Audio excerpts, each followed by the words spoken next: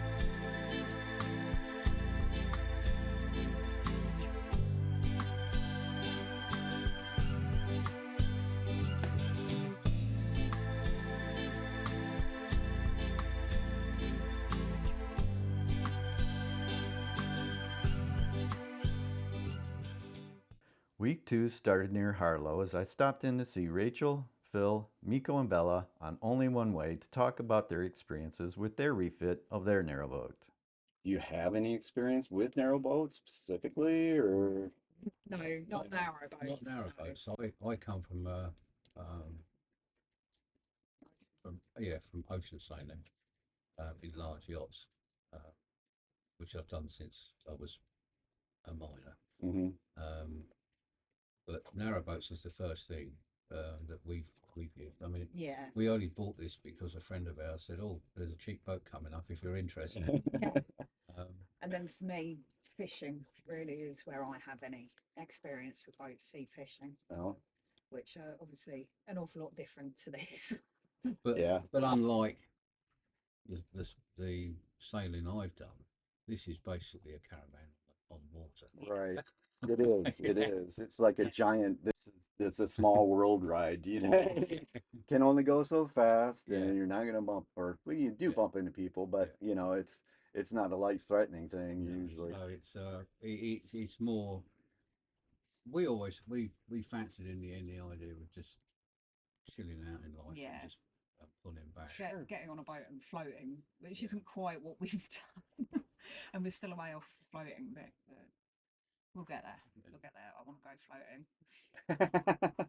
Yeah, Grand Union now. I really want to do that aqueduct, but you don't like heights. Oh, that's a boat, is Jim was telling me he's dropped his hat in the aqueduct. it? Yeah, I did, and it's definitely high up there, and Yeah, yeah, the D was really raging at that point too, and there was even some whitewater rafters putting in by Horseshoe Falls, and I was like, yeah, because I used to do. I lived in Colorado. I used to do whitewater rafting, and yeah. that was a lot of fun. Oh So yeah.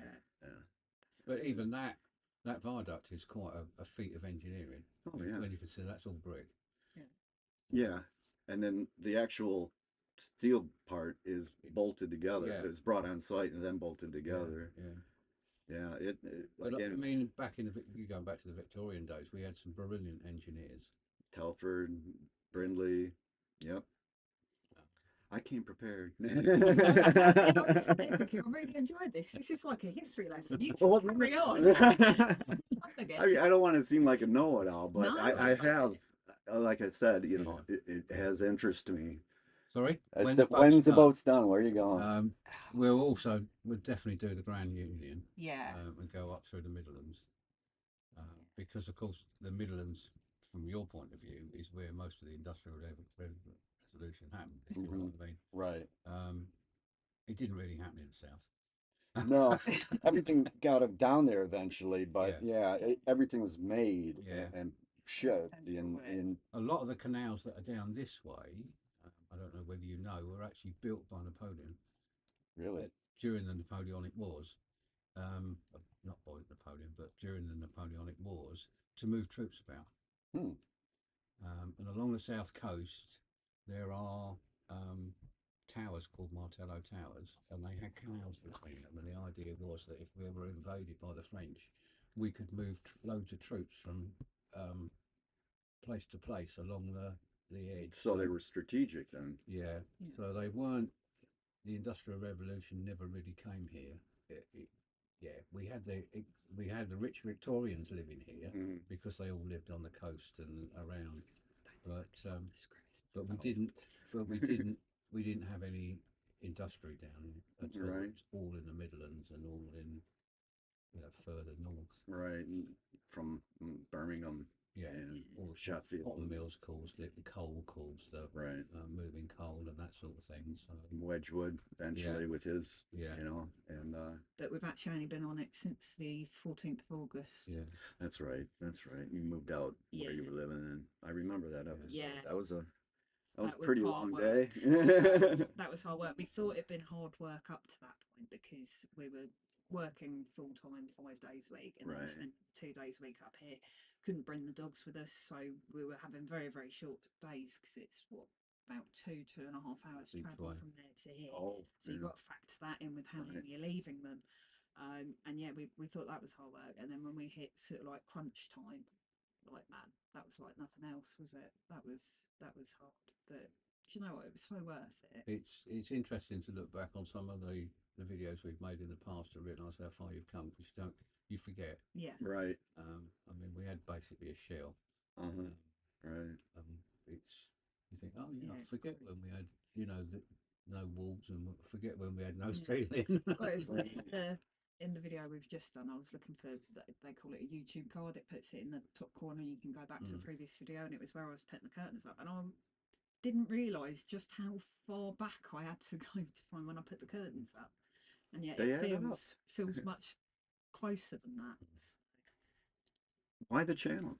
Is it just to document it, or? Yeah, I mean, we've done projects in the past. We've done loads of projects, and I quite often sit back and think about those projects that we've done. And I've thought, oh, do you know what? I wish I'd, documented more of what we've done. I love seeing them come up on like Facebook memories and that sort of thing.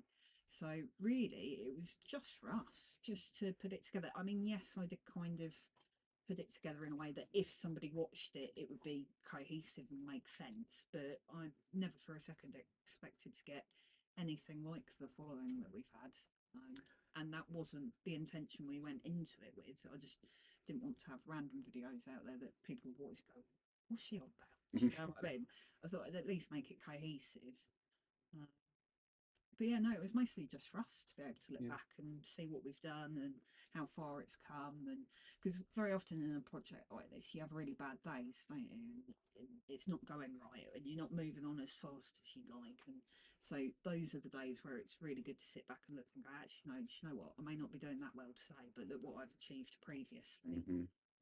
So, yeah, I think that's kind of why we did it, wasn't it? That's more you. Yeah, it was me, but you do join in now. Do you know what? When we first came here, we Yeah. had a few people that said, "Oh, you don't want to do this, you don't want to do that, you don't want to do the other." Right. Normally after we'd already actually done it. Yeah. Again, after the thought. Yeah. But as it happens, none of the things they told us have come to fruition. Oh, really? And I think from a It's worked out for us. yeah, Oh, that's everything. good. And I think the other thing is there's two lots of people in narrowboats. There are the traditionalists Mhm. who are only interested in what it looked like in the 1920s and how it acts in the from the 1920s. And then there's the other ones that use it for leisure. And they tend to build the insides to suit themselves for their lifestyle. Right. And obviously we fall into that category. Mhm.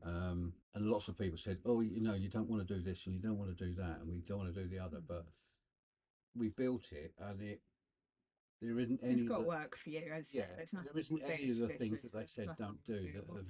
we've thought, oh, he was right. If you know what I mean. Right. And I think from a comment point of view, I love reading what people's suggestions are. Mhm. And so it makes you think outside the box a bit. And actually, I think one or two of them I have then gone on to incorporate, but a lot of them, to be honest, do tend to come in a bit too late for us to do that with, because I try, especially in the early days. At one stage, it was like 2 months ahead, so you were watching videos that we'd been doing that 2 months ago. So, but now we're getting it's more like week on week now. Yeah, some things I think I've incorporated, but I just love hearing what people's ideas are. And yeah, it might not necessarily work for us, but if it gives somebody else an idea, Right. I don't have an issue with it. I love hearing what people think, even if it's not suitable for us. Yeah. Well, it's It's worked all out things, well. Yeah. and like with you not being around so much recently, it's not actually hindered the progress of the boat too much because I've still been able to do the window frame and that sort of thing.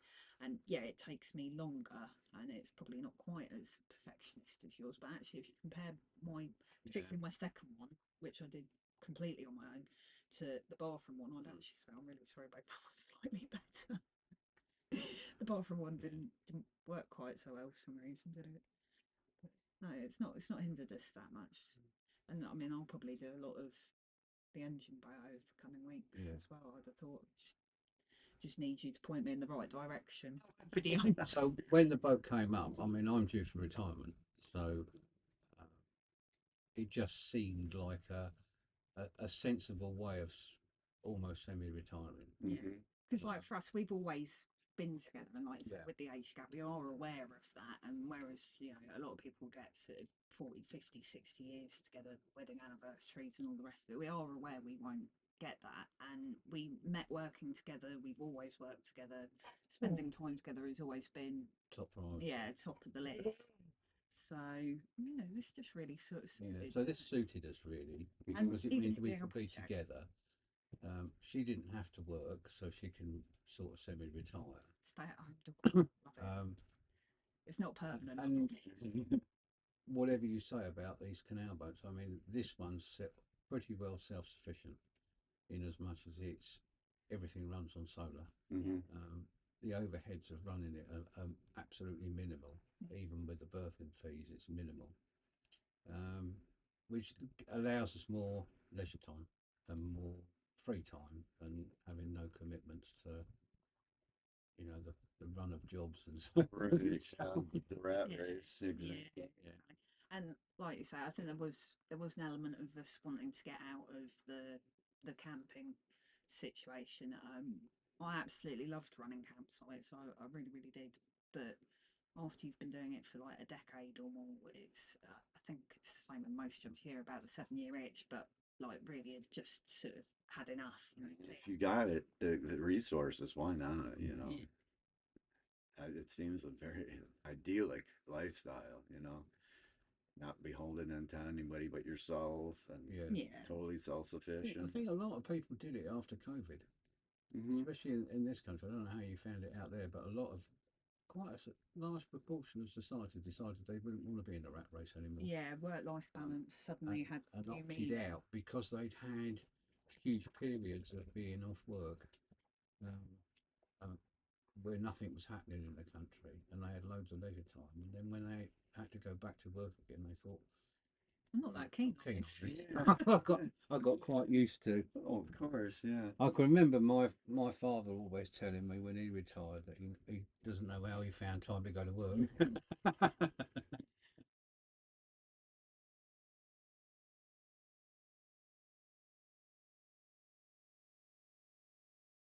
Next, I was headed to Berkhamsted to see another YouTuber who is refitting their second narrowboat.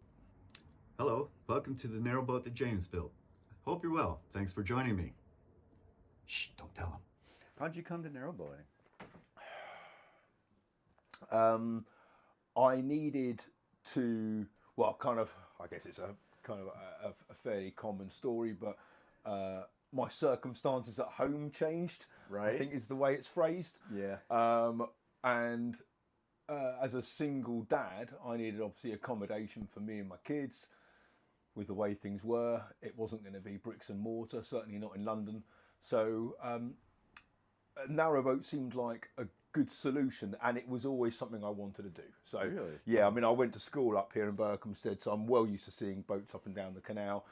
There's always been a little bit of my heart which kind of sang out for it. So I Wish you think, were cruising down there with yeah, them. exactly. And so when the time came, it's one of those things where it's either now or never, and that was the life moment to go for it. So it was to provide for your children, Yeah, basically. yeah, basically. No more nobler cause than that. Well, That's, No, Yeah, I mean- yeah. No, I know.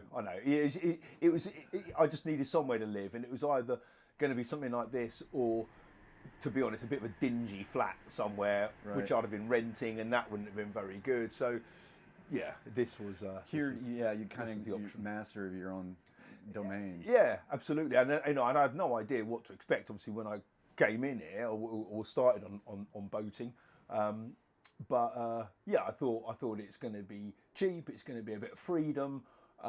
It might be a bit of a different kind of way of life for a while. And that was it. I didn't quite expect everything that it has been. Was the channel like an afterthought, when you were doing a slow patrol, or was it just? Yeah, it was. I when I went to view Slow Patrol for the first time, I went up with a friend who, this was just before COVID, and he was just diagnosed with cancer, literally like as soon as we saw the boat. And we weren't going to do the boat together, but he was going to be kind of a big part of my kind of, I don't know, my help, if you like, doing it. And then, so he got diagnosed with cancer, and then COVID happened, obviously, so he couldn't do anything. So I started recording things on my phone of videos, so I could send them to him to say, look, this is what I'm doing, or what should I do here, or whatever. The file sizes were too big, so I put them on YouTube. And that's how it started, basically. So actually, on the first couple of clips of boaty stuff, you hear me just saying, oh, Will, what do you reckon about this bit? And it wasn't for an audience, it was for one guy. And then it just, so yeah, I put it. I thought, sorry, I'll make some kind of channel out of it, and then, or some kind of program out of it, and then yeah, overnight it seemed to work quite well, and then I thought, oh, I'll just carry on then. 500 videos later, this is where we are. Really? Got 500, man. I know. Jeez. I'm painfully aware that I'm in a room with a camera and nobody else. How do you make a connection with the people behind the camera, kind of, through the camera? That came afterwards. So I started just doing what I do, and people who watch me know what it's. I just do what I do, and people then got in touch and offered suggestions, or they said, "Oh, I like that," or "That's rubbish," or whatever it was, and that's where the connection came from, through the comments. And that completely took me by surprise. I didn't think that was going to be part of it.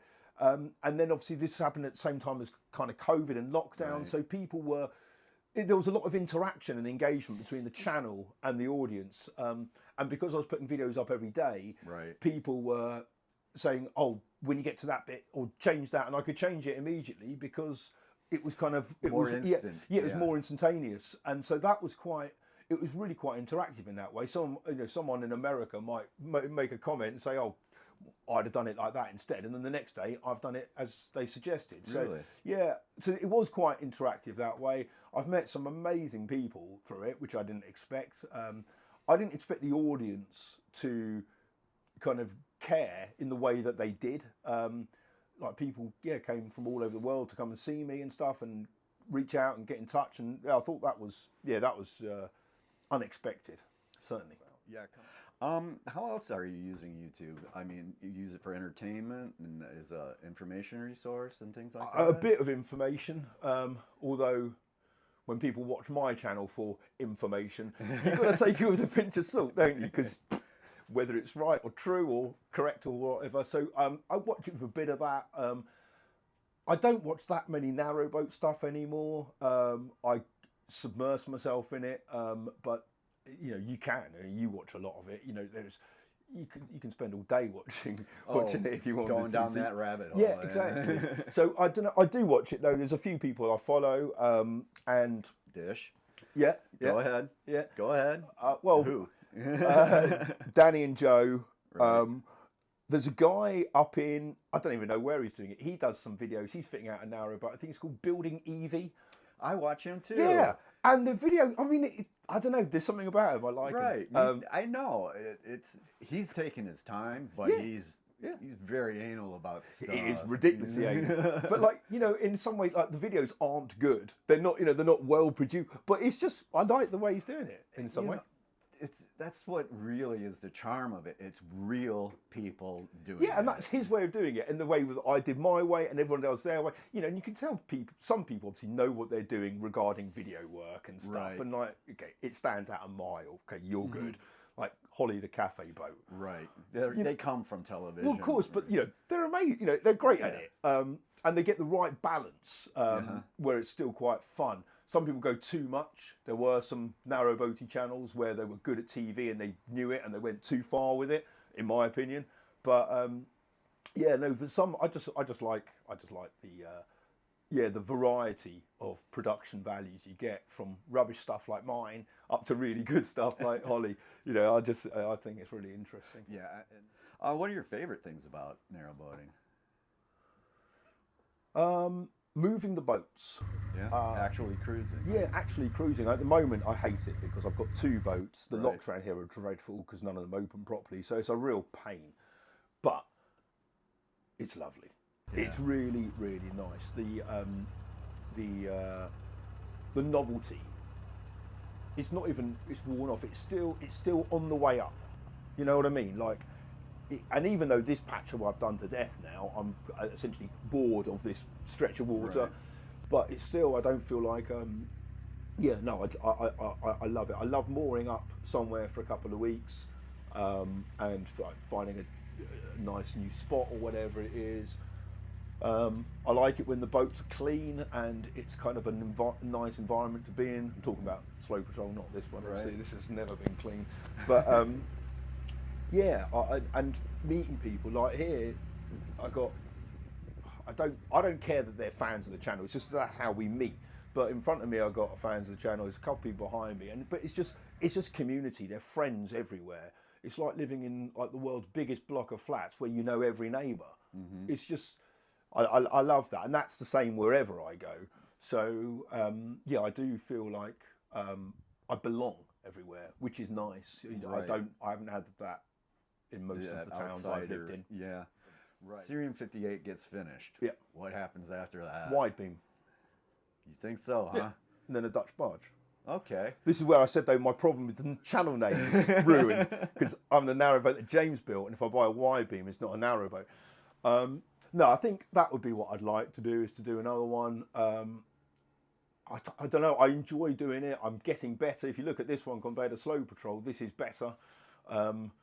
I know you've been on them both. You're not nodding, so I'm hoping you think this is a better quality of boat. And I would just like to, yeah. Basically, it's property development on a very small scale, isn't it? Is it? Yeah. So yeah, it's like, you know, flipping houses or exactly something. like Slow Patrol. I bought for 12 grand. I'll probably sell it for 35 or something. This was given to me. I've put. Right. I have to pay the guy for it. But this will be again higher ceiling value than Slow Patrol. Wide beam, Dutch barge. I think that'd be the way to go. Any experience with construction before starting with Slow Patrol? I mean, I did CDT at school, so I think I built. I'm not familiar with that. Craft design and technology. So Okay. a bit of woodwork, a bit of acrylics, and a bit of wiring. No is the answer. I've done no construction before Okay. this, and I've learned. You know, I've learned. You know, I don't know. I would say I'm quite happy with my kind of skill set at the moment. I'm not a carpenter. I'm not a chippy. I'm certainly not a joiner, and nor do I want to be. In the same way, I'm not a videographer. I don't want to be. I just want to do what I do, and but I've had enough people walk in this boat and said, you know, this is okay, or oh, I like that bit, or whatever. And I've also got 10,000 people sitting on my shoulder watching everything I do. And I do think of them. There's a few people on the channel who are vocal, who I know are good, and I try to impress. I try to do things which are, when you're watching it, or when I'm feeling it, or when I'm doing it now, it's nice. I want these walls to feel like when Rob comes in, he touches it. I want it to be like that. Yeah. It's tactile. And I want it to be good. I do want to impress. I do want people on the channel, not that I'm answerable to them, but I do want them to think, that's good. You know, no one wants to see someone constantly ruin things. People, it's got to be, you know, something that you kind of care about, and it's got to be good enough. But in the same way, I'm not a professional. I don't think anyone would find it that fun to watch a professional boat fitter do it perfectly throughout. That's why the professionals don't do it because on YouTube, because no one wants to watch that. They want to see people like me, you know, They want to see people like themselves. cut the wrong corner out the bottom. You know what I mean? Like, they want to see that because that's what we do. Right. That's what normal people. That's what normal people do. It's about making mistakes and working an engineering solution around the mistakes, like the ceiling. You know, loads of people make mistakes. It's cool. I just promote my mistakes. I'm happy to tell people about them. I think there's a lot of stuff I could have taken out in the edit. Right. But no, there's Kind no of a point in warts that. and all thing. It's always warts and all. It's got to be Right. because otherwise It's you've not got genuine. Otherwise, it's not genuine. And as soon as something's not genuine, you've then got to constantly be thinking about, like, what have I said? You know, how am I portraying myself? You know, like, could I show them that? It's like, I don't care. I am who I am. I'll show them everything. And you have made the choice over the last few years, people who watch it, whether they want to put up with it or not. And that's how things work, isn't it? You don't adjust yourself for the audience. No. The audience comes and finds you. Right. Right. And it would be disingenuous. And it's like, you know, when you tell a lie, it's constant work to keep it up. That's just it. Yeah, if there was a bit of the boat that I couldn't show anyone because of something, I'd have to always remind myself, oh no, don't show that bit. Right. You know, it's like, no. Yeah. So, yeah, it might as well be up front from the beginning and not That's it. even worry about it. That's it, yeah. James, thanks for joining me. Thanks Hey, for it's been a pleasure. Thanks for mate. coming over from the United States Oh to come man, I was going to see come us. here eventually anyway, so I might as well visit some people I want to Absolutely, see. Absolutely. Thanks, James, it's buddy. been a pleasure, man. Thank you. Thank you. After my next interview, I came back to help James with putting up the first section of the ceiling and generally just hanging out. I'll leave a link to his video in the description. My last interview took me to Birmingham. Being an industrial hub since the invention of the word, it stands to reason that it is also a major hub of the canal network. Here is where I met up with one of the pioneers of the canal boat video. Shall I get out your way? Oh, no, Oh, you're I'm taking- here to see you, David. Say hello. Hello, hello. Sorry, I thought you were taking us still. How silly of me. I'm here with David Johns at the Birmingham Roundhouse from Cruising the Cut. That's Thank you, me. David. Pleasure to meet you. Nice to meet you too. So how'd you come to narrowboating? Well, it's an odd thing because many, many years ago I'd seen narrowboats and I thought, I don't want to go on one of those. They're very narrow. There's no space. I felt confined. Right. But boating, I think, has always been in the family. My father is a sailor. He's always had boats as long as he's been alive. And I'm not a big fan of sailing. I don't like all that tilting over you do in the high winds and Right. stuff. I'm more of a motorboating sort of person. But I came to a point in my life where I wanted to make a change. I just decided I've had enough of everything I'm doing, where I'm living and what I'm doing. I want to change my life. And I also felt I needed to move back towards the middle of the country where my parents are, so I could be more on hand as they get more elderly. And I just suddenly thought, you know what?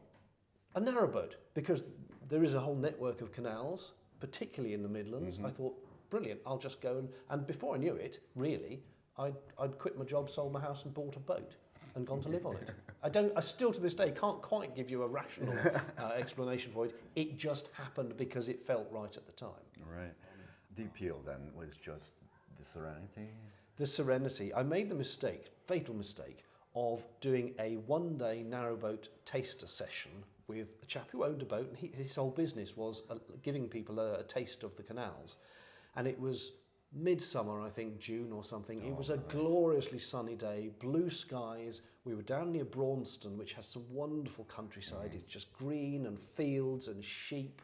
And we chugged along on the boat. We stopped at lunch and sat on the towpath eating sandwiches. I went, this is brilliant. I'm having some of this. Had we done it in a rainstorm, my whole life might have been very different. It could have, but it yeah. sold the idyllic lifestyle to me, and I jumped in. I think he can thank his lucky stars the weatherman was right the other day. Absolutely. I know you know this quote. Believe me, young friend, if there's nothing, absolutely nothing.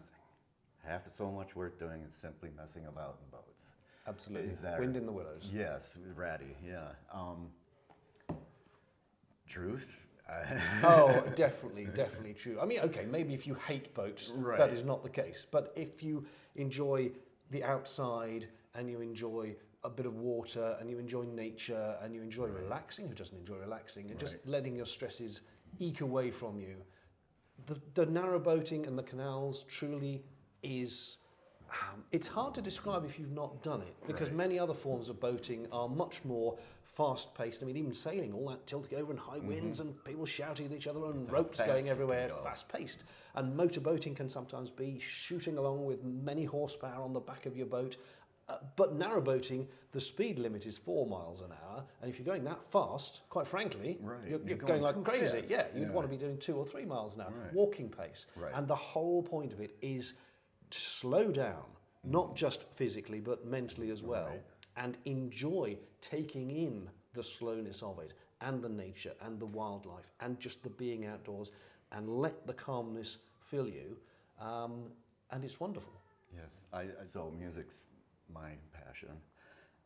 When you first bought your channel out and you had the theme song, Deborah John's relation, right? Deborah is my sister, yes. She is a piano teacher and flute teacher. And when I decided to put the videos onto Prime, I needed a theme song. And I just asked her if she could compose something light and simple. And I gave her some sort of inspiration. I can't remember what it was. And she came up with the tune that is now used on the Prime series. Nice. That's really cool, like keeping it in the family. Absolutely, yes. I was very pleased with it. It was exactly what I wanted. That's nice too. You know, any copyright? Exactly, it avoids any considerations? problems with copyright. Right, yes, exactly, Yes. And I unless- paid her properly for the Well, composition, then so that's- it's all that's above board. just, yeah, that's more than fair then. And then, of course, on the YouTube channel, I use a Right. different theme because, yeah, mentioning copyright, you do have problems when you bring music onto YouTube, and the safest thing to do is use the selection from YouTube's own music library. So on the YouTube videos, I have a theme tune that was just available from YouTube. How did the channel come about? Well, I previously worked in television, local TV news. I was a reporter standing there with a camera in one hand, a laptop in the other, and saying, oh, look, there's a cat stuck up a tree, or whatever, doing typical local news. So I knew how to film and I knew how to edit. And I looked on YouTube for videos about canal boating. And at the time, there weren't very many. In fact, as far as I'm aware, there was only one other person doing regular canal boating, life aboard type videos. And I just thought, there will be an interest in this, and I'm going to video it. And I think I can build a channel out of this. And it wasn't really with a mercenary mindset, because despite what some people think, you don't make a lot of money on YouTube unless you are huge, and I mean really huge. But you can earn some money from it. And I remember thinking, I don't need a lot to live on a narrowboat, and I'll do some writing for the canal magazines, and I'll do some this, bit, that. But it'll be a little supplement. It'll be a few quid here and there. And I thought, great, and I'm sure there'll be an audience. And so I started documenting it, and so there was an audience. I mean, obviously, you're, how many subscribers now? Just over 250,000. Right. Which for a narrowboating channel Right. is extraordinary. And to this day, I think, who are these people who are watching from all around the world? Right. Less than half of my audience is in England. About 40% is the USA. And then after that, Canada, Australia, and then the rest of the world is just the odd percent here and there. But there are people watching in Uzbekistan or China or just anywhere randomly around the world. There's someone Mind watching the boggles. videos, and it is amazing. Do you use YouTube other than, to make a living, like entertainment? let's Oh, say? yes, I watch. Although I don't watch a lot of narrowboating channels because there are now so many of them you can't Right. keep up. Oh, yeah. So I watch a lot of other things. Although if you now ask me what, suddenly the mind clears and I couldn't tell you what I'm watching. But there's a few van channels I watch. There are some equipment, filming gear channels I watch, and there are some very just random things I watch. You know what YouTube is like. You watch one thing and it suggests something else. Right. And sometimes those suggestions are terrible, and sometimes actually that's quite good. I watch one. There's this chap who talks about physics, and I mean quantum physics and mind-bogglingly what happens when you fall into a black hole type physics. He does it very, very well, But that's something I watch. It's got nothing to do with boating at all. Yeah. How do you see the future of narrowboating as far as propulsion and like diesel, red diesel getting phased out, and just especially since narrowboating is primarily a recreational. I mean, there are people. Yes, there are many people who live aboard, although of the registered narrowboats in the country, only about a quarter of them are liveaboards, 3/4 are leisure craft. But they mostly have diesel engines, and if they've got electric power, they've probably got a diesel generator on board as well, because in winter the solar just doesn't Right. cut it. So for the moment, and for the foreseeable future, diesel has to remain, because there is no practical Right. current alternative. And people say, well, just put charging points along the canals. There's 2,000 miles of canals. Right. And as a boat can stop anywhere, it's not feasible to say, well, we'll have a charging point at every village, because then every boat would have to come and try and use that charging point every couple of days. It isn't as simple as just put charging points in. So for the foreseeable future, even if boats go to electric propulsion, which they are starting to do more and more, it will be a hybrid form with inevitably a diesel engine or generator, because the boat is mobile. You can't just plug in a shoreline and pay out a very long lead as you travel 2,000 miles. And yes, there are marinas where you can stop and plug in, but it's not practical to use them as charging points. Right. So diesel inevitably has a continuing future for the moment. And once someone comes up with some brilliant battery innovation, Right. or hydrogen generation innovation, or do you remember Back to the Future, Mr. Fusion on the back of the car, and you just toss in a couple of banana skins, and you right. As soon as they invent that, brilliant, we'll have it. But for the moment, Right. it's diesel. Yes. And the CRT has definitely have their hands full with getting funding cuts and things like. The CRT have a complex situation on their belt. They've got this 2,000 miles of canal, more miles of canal being restored that will be added to the network, because there are enthusiasts restoring it. It's all 200 plus years old, the infrastructure, and some of it still is original brickwork, original bits of lock mechanism. So the Canal and River Trust are in a terribly awkward position of having this massive thing that they need to maintain. But we'll have to pause here.